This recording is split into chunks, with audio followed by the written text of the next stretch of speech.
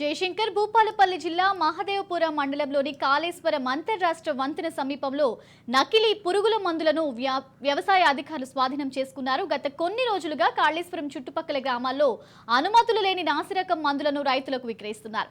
ఈ మేరకు ఓ వ్యక్తి నకిలీ మందులను విక్రయిస్తున్నారనే సమాచారంతో అధికారులు దాడులు నిర్వహించి నకిలీ మందులను స్వాధీనం చేసుకున్నారు. విక్రయిస్తున్న నరసింహారెడ్డి అనే వ్యక్తిని అదుపులోకి తీసుకున్న పోలీసులు కేసు నమోదు చేశారు. నేనేం పెట్టలేదు సార్. ఇంకోటి ఉంటుంది లేవు సార్. చూడు ప్రామిస్ సార్, నేను పెట్టింది ఒకటే సార్. మీరు చెప్తున్నా జిల్లా నుంచి ప్రామిస్ సార్, చూసుకోండి sir. Promise sir.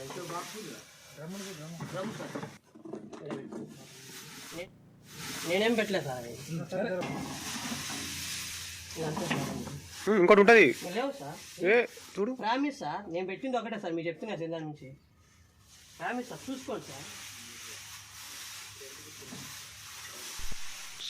Promise sir.